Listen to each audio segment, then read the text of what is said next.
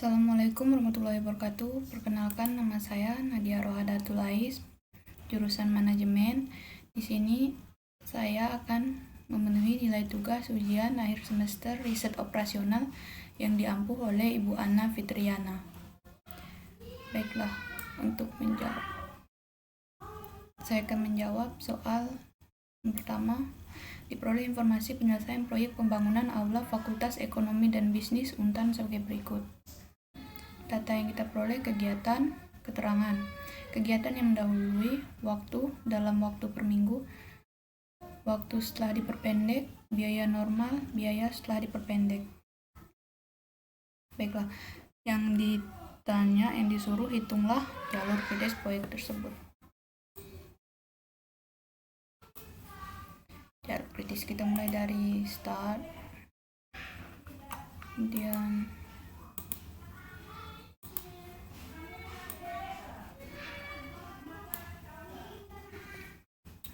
hitam. Oke.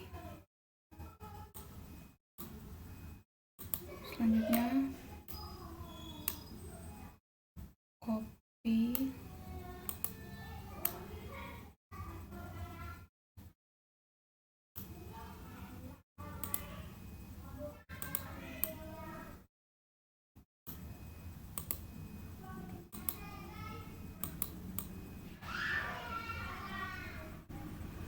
Agak dikedalamin dikit biar kelihatan. Oke.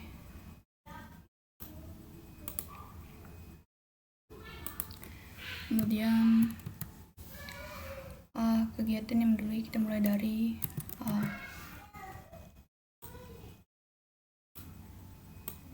kecil, takut nggak muat. Oke.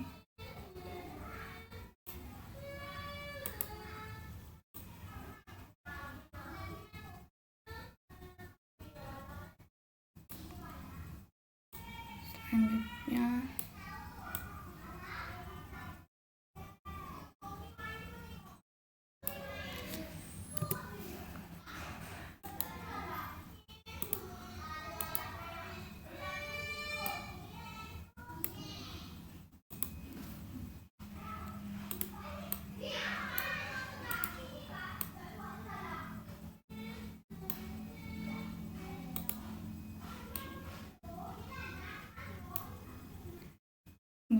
B,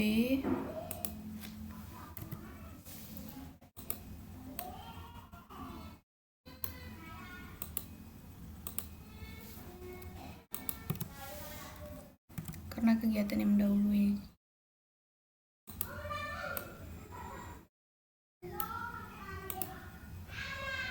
Kemudian C, kegiatan yang mendahului masih.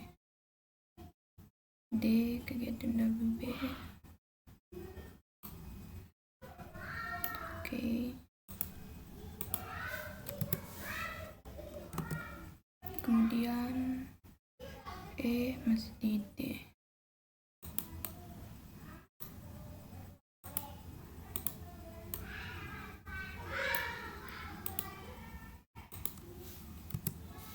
D.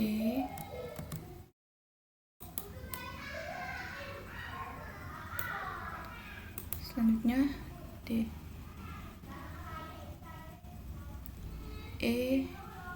E di D juga.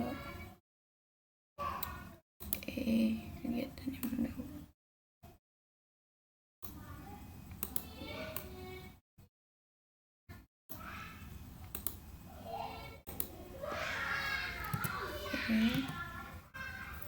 Kemudian yang F, kegiatan mendahului D. Oke. Kita tarik ke bawah.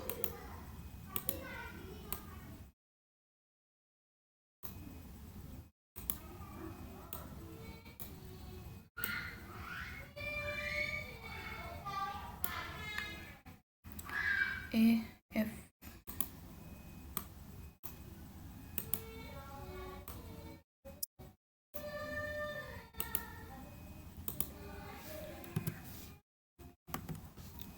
Kemudian setelah F, G di F. Oke.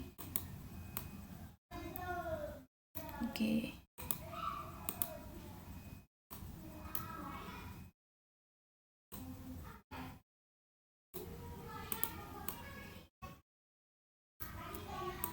Oke.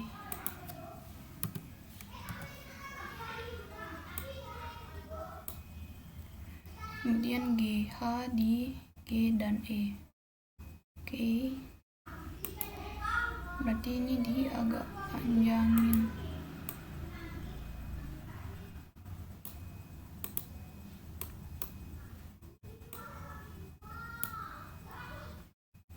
H, G dan E.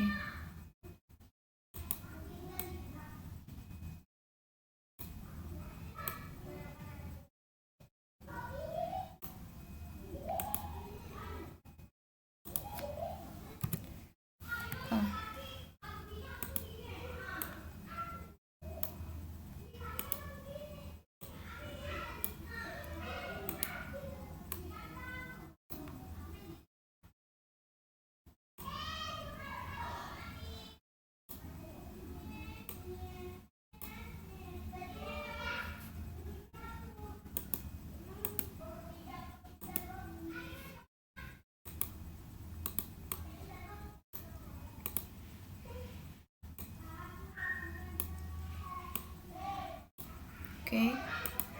Selanjutnya yang I didahului di H. Oke.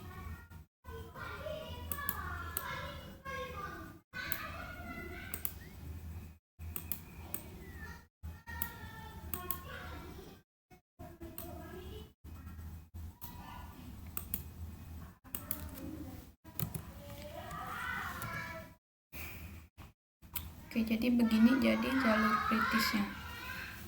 A, B, C, D,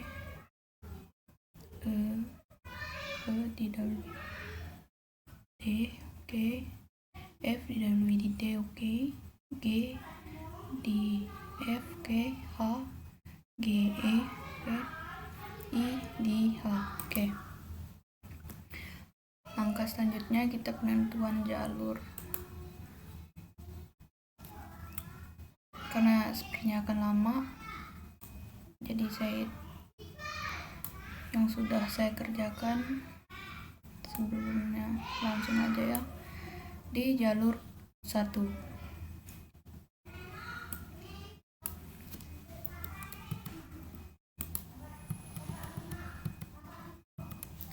Nah, jalur satunya ini kan ada A, B, C, D, E, H, I.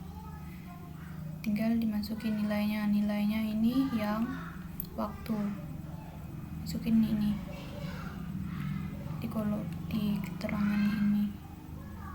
Oke, A 5, kemudian plus B 10, C 2, D 45, E 7, 8 plus 14 sama dengan 91 minggu. Kemudian yang jalur 2 ini A, B, C, D, F, G, H, I. Oke, masukin nilainya 5 plus 10 plus 45 plus 15 plus 20 plus 8 plus 14 sama dengan 119 minggu. Ini dinamakan jalur kritis karena nilai waktu penyelesaiannya itu yang paling lama. Jadi jalur kritisnya adalah jalur 2.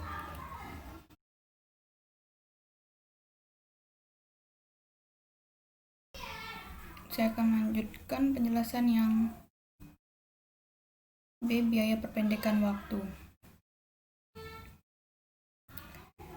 Ini kan yang diketahui kegiatan, waktu normal, waktu setelah diperpendek, biaya normal, biaya setelah diperpendek. Nah, rata-rata ini kan sebenarnya belum diketahui ya. Cara cari rata-ratanya ini, biaya setelah diperpendek dikurangi biaya normal. Kemudian hasil dari ini dibagi dengan waktu normal dikurangi waktu setelah diperpendek. Jadi ketemu rata-rata. Oke. Untuk mencari perpendekan waktu, hal pertama yang harus kita lakukan, pilih biaya yang paling murah. Nah, biaya yang paling murah dari rata-rata ya.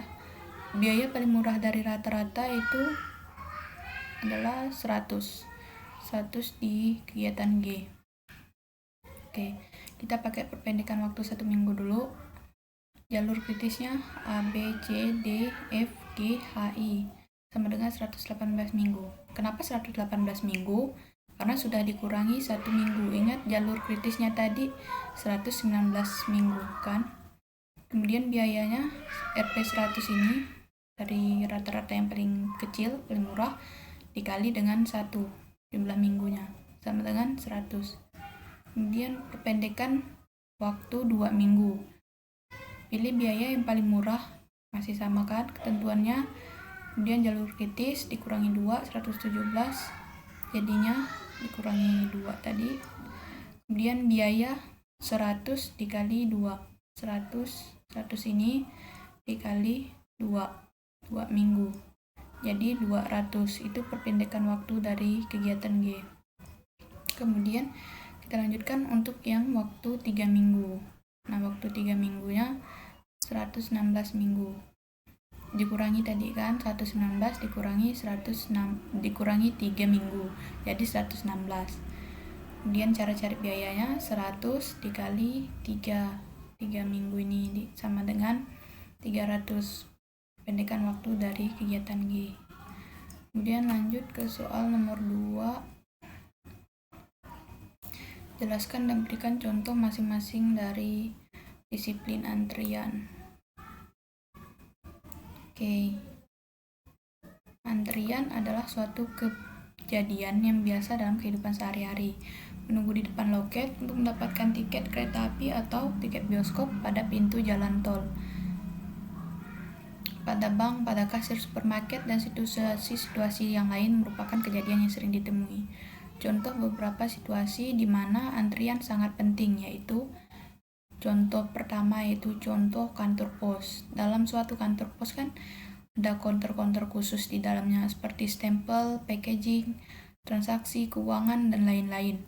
Apakah konternya sudah cukup? Bisakah antrian terpisah atau antrian umum di depan konter dengan spesialisasi yang sama? Kemudian yang kedua, contoh gardu tol, pengendara motor harus membayar biaya masuk untuk melewati sebuah jembatan. Apakah gardu tol cukup? Contoh rambu lalu lintas, bagaimana kita harus mengatur lalu lintas agar waktu tunggu dapat diterima. Nah, itulah contoh-contoh situasi di mana antrian itu penting ya. Kemudian disiplin antrian dikelompokkan menjadi 2, yaitu preemptif dan non-preemptif.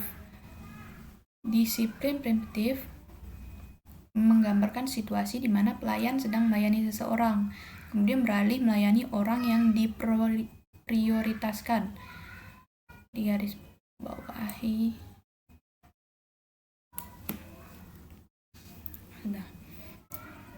Meskipun belum selesai melayani orang sebelumnya. Sementara disiplin non-preemptif menggambarkan situasi di mana pelayan akan menyelesaikan layanannya baru kemudian beralih melayani orang yang diprioritaskan. Jadi berkebalikan ya. Selanjutnya disiplin first come first serve menggambarkan bahwa orang yang lebih dahulu datang akan dilayani terlebih dahulu. Dalam kenyataannya sering dijumpai kombinasi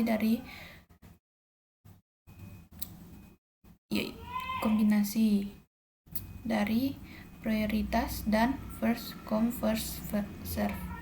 Sebagai contoh, para pembeli yang akan melakukan pembayaran di kasir untuk pembelian kurang dari 10 jenis barang dengan keranjang. Di supermarket disediakan konter tersendiri. Disiplin antrian adalah aturan keputusan yang menjelaskan cara melayani pengantri.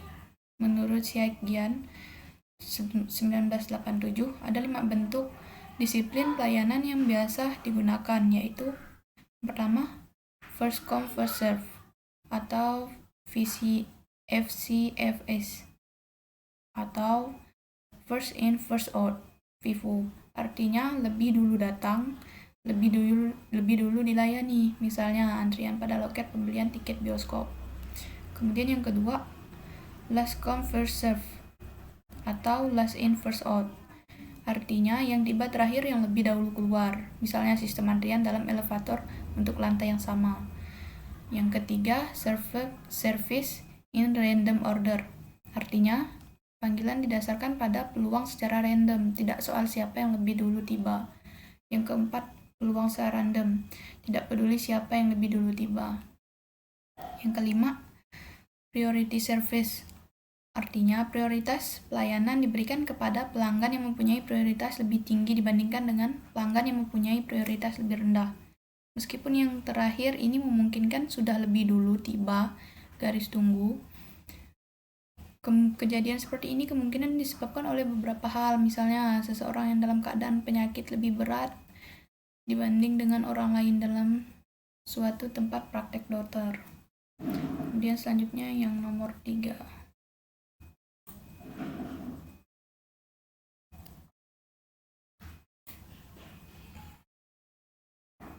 Nah, soalnya PT SPBU OSO mengoperasikan satu buah pompa bensin dengan satu operator. Rata-rata tingkat kedatangan kendaraan mengikuti distribusi Poisson, yaitu 25 kendaraan per jam. Operator dapat melayani rata-rata 30 mobil per jam, dengan waktu pelayanan setiap mobil mengikuti distribusi probabilitas eksponensial. Jika diasumsikan model sistem antrian yang digunakan operator tersebut MM1, hitunglah yang A, tingkat intensitas, kemudian jumlah rata-rata kendaraan yang diharapkan dalam sistem, kemudian jumlah kendaraan yang diharapkan menunggu dalam antrian, selanjutnya waktu yang diharapkan oleh setiap kendaraan selama dalam sistem, kemudian waktu yang diharapkan oleh kendaraan untuk menunggu dalam antrian. Oke. Ini adalah notasi-notasi dalam antrian. N, jumlah pelanggan dalam sistem. Pn, probabilitas kepastian N pelanggan dalam sistem. Lambda, jumlah rata-rata pelanggan yang datang per satuan waktu. Mu, jumlah rata-rata pelanggan yang dilayani per satuan waktu. PO, probabilitas tidak ada pelanggan dalam sistem. P, tingkat intensitas fasilitas pelayanan. L, jumlah rata-rata pelanggan yang diharapkan dalam sistem. LQ, jumlah pelanggan yang diharapkan menunggu dalam antrian. W, waktu yang diharapkan oleh pelanggan selama dalam sistem. WQ, waktu yang diharapkan oleh pelanggan selama menunggu dalam antrian. 1 per mu sama dengan waktu rata-rata pelayanan. 1 per lambda sama dengan waktu rata-rata antar kedatangan. S sama dengan jumlah fasilitas pelayanan. Dengan ketentuan lambda sama dengan 25 dan mu sama dengan 30, maka yang pertama nih kita jawab yang A, tingkat intensitas kegunaan pelayanan, yaitu P sama dengan lambda per mu sama dengan 25 dibagi 30 sama dengan 0,83. Nah, angka tersebut menunjukkan bahwa operator akan sibuk melayani selama 83% dari waktunya. Sedangkan 17% dari waktunya 1 dikurang Pi yang sering disebut idle time akan digunakan operator untuk istirahat dan lain-lain. Kenapa 17%? Karena ini ya 83%, 100% dikurangi 83, jadi sisanya 17%. Kemudian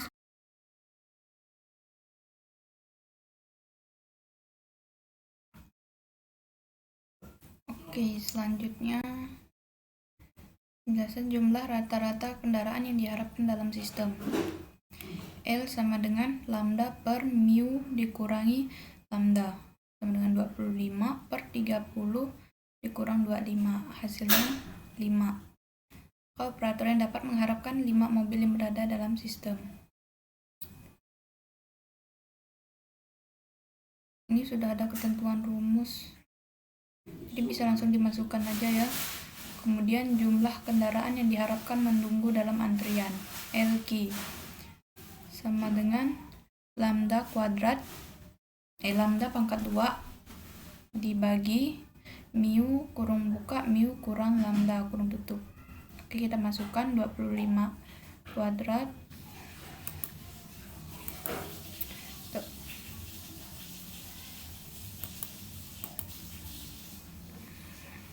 25 25/2 dibagi 30 dikurang 25, kemudian dapat 25/2 nya 625, kemudian 30 dikali 5, 30 kurang 25 nya. Oke, hasilnya 625 dibagi 150 sama dengan 4,16667. Kita bulatkan ke dua angka di belakang koma, jadinya 4,17. Disimpulkan bahwa mobil yang menunggu untuk dilayani dalam antrian sebanyak 4,17 kendaraan. Selanjutnya, waktu yang diharapkan oleh setiap kendaraan dalam sistem menunggu pelayanan. W91 per mu kurang lambda sama dengan 1 dibagi 30 dikurang 25 sama dengan 1/5. Nah, 1 dibagi 5 sama dengan 0,20 jam. 0,20 jam itu sama dengan 12 menit. Maka waktu rata-rata kendaraan menunggu dalam sistem selama 12 menit. Waktu yang diharapkan oleh setiap kendaraan untuk menunggu dalam antrian, WQ. Nah, lambda dibagi mu kurung buka mu dikurang lambda kurung tutup sama dengan 25 30 dikurang 30 kurung buka 30 dikurang 25 sama dengan 25 dibagi 30 kali 5. Jadi 25, hasilnya 25 dibagi 150 sama dengan 0,16666 dan sekian. Kita bulatkan dua angka di belakang koma jadi 0,17 jam atau 10,2 menit. Artinya waktu rata-rata kendaraan menunggu dalam antrian selama 10,2 menit. Kemudian yang nomor 4.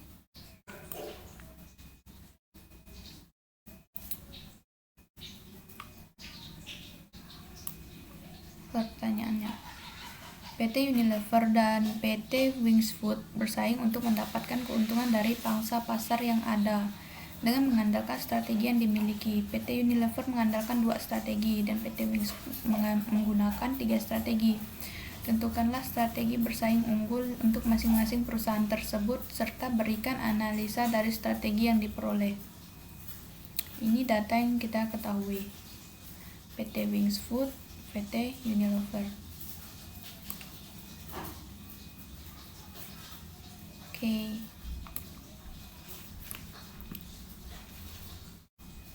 Ini kan data. Kemudian untuk mempermudahnya kita buat tabel kayak gini supaya nggak lama. Jadi saya langsung ngerjakan strategi 1, strategi 2, strategi 3. Kemudian strategi 1 X1, strategi 2 1 min X1. Ini memang sudah rumus ya. X1 1 dikurang X1 itu. Kemudian expected payoff PT Unilever bila PT Wings Food menempuh strategi 1. A11 itu ini dikurangi A21 itu ini,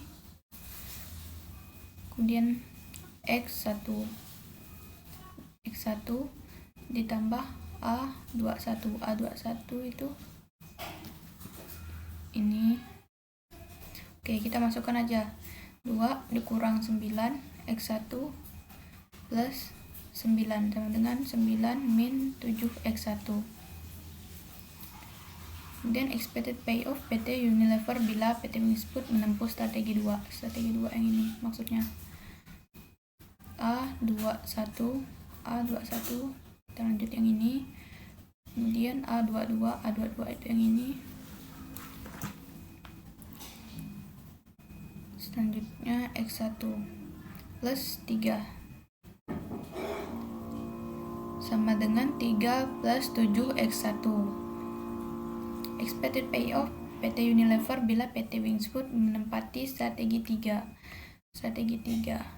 bertahap ya. Pertama strategi 1 dulu, kemudian strategi 2, selanjutnya baru strategi 3.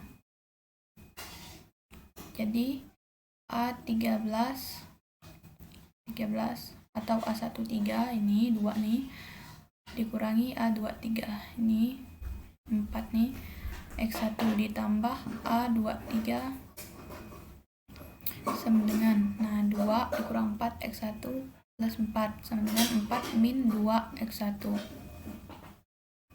Untuk grafiknya, karena saya nggak bisa pakai yang Word untuk buat itu grafik ini, jadi pakai kertas HVS kemudian di foto. Ini ya untuk menentukannya. Untuk narik sudutnya ini pakai yang hasil ini, langsung disimpan aja di sudut di Y nya. Nah, dapat 3. Kenapa 3? Karena ini 3 plus 7x1, 3 plus 7x1 kan. Nah, kita ambil yang nilai untuk menentukan sudut yang Y itu ini, sudut Y yang tidak ada abjad, tidak ada abjadnya. Kemudian yang X ini 2x1 gitu. Ini X.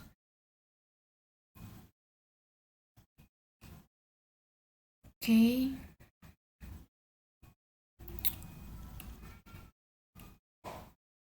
Tiga, kemudian 4 min 2x, 4 kita 4 kan, 4 di sini. Kemudian 2x1, x-nya kan ini sumbu x.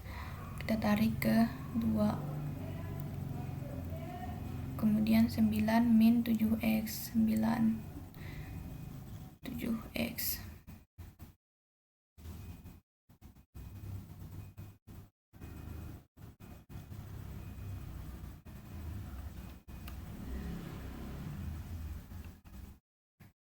X1. Ini sumbunya sumbu di 7 ya. Dibuat baris.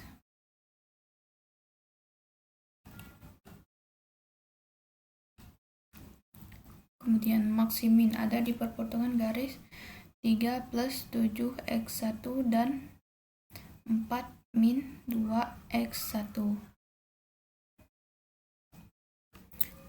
Kemudian selanjutnya, langkah selanjutnya kita mencari titik potongnya.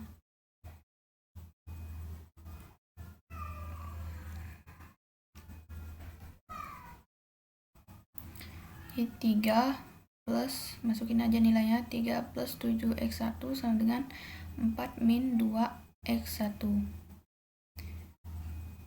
Tinggal dipindahkan, 3 min 4, 3, 4 dipindahkan, sama dengan min 2x1 dikurang 7x1. Kemudian 3 min 4 sama dengan min 2x1 dikurang 7x1, min 1 sama dengan min 9x1. Ini ya, min 2 dikurang 7, jadi kan min 9. Oke, jadi hasilnya 1/9 sama dengan x1, karena pindah ruas ya, jadi 1/9 positif.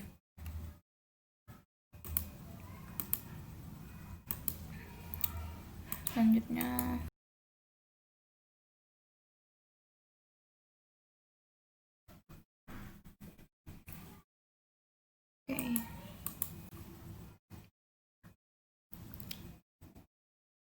kemudian selanjutnya expected payoff sama dengan 3 plus 7x1.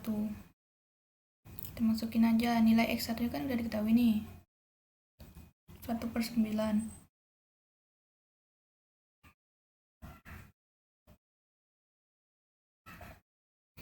Ke 3 plus 7, 1/9 sama dengan 34/9 dikecilin sama dengan 37/9. Oke, untuk langkah selanjutnya mencari strategi yang optimal dan expected payoff untuk PT Wingsfoot. Dari grafik terlihat bahwa dalam menemukan titik minimax hanya melibatkan strategi 2 dan strategi 3, maka hanya 2 strategi yang dipakai. PT Wingsfoot, PT Unilever. expected payoff PT Wings Food bila PT Unilever menempuh strategi 1. 10 kurang 2 Y2 plus 2 sama dengan 2 plus 8 Y2.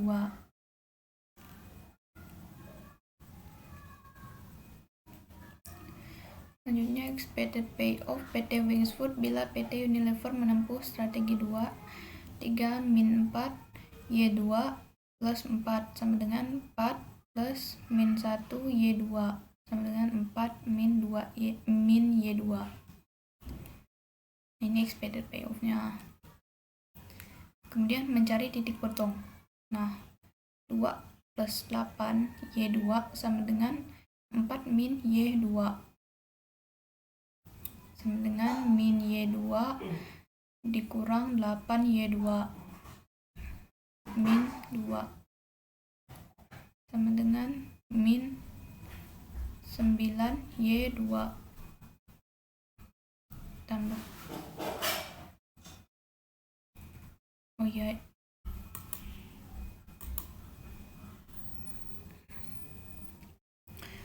selanjutnya 2/9 pindah ruas, hilang jadi negatifnya sama dengan Y2.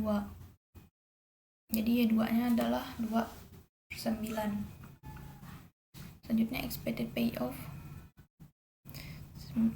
2 plus 8 Y2 sama dengan 2 plus 8 2/9. Y2 nya ini kan 2/9, tinggal dimasukin aja 2/9 sama dengan 2 plus 8 dikali 2/9 sama dengan 16/9. Jadi 2 plus 16/9. Hasilnya adalah 34/9. Dikecilkan jadi 37/9. Oke, langkah selanjutnya kita buat tabel PT Wings Food, PT Unilever, strategi 1, 2, 3. Strategi 1, 2. 2, 10, 2, 9, 3, 4. Ini tabel yang tadi itu kan. Kemudian hasil akhir dari permainan di atas adalah hasil akhir dari permainan ini nih. Strategi yang optimal untuk PT Unilever. Strategi 1 dengan probabilitas X1 sama dengan 1/9. Nah, strategi 2 dengan probabilitas X2 sama dengan 8/9. Strategi yang optimal untuk PT Wings Food yaitu strategi 1 dengan probabilitas Y1 sama dengan 0. Strategi 2 dengan probabilitas Y2 sama dengan 2/9. Strategi 2 dengan probabilitas Y3 sama dengan 7/9. Dan expected payoff-nya 37/9. Ini 37/9 expected payoff-nya. Kenapa Y-nya 0? Y1-nya 0? Karena nilai Y1 itu tidak optimal. Jadi hasilnya 0. Oke, baiklah, sekian penjelasan dari saya. Kurang dan lebihnya mohon dimaafkan. Wassalamualaikum warahmatullahi wabarakatuh.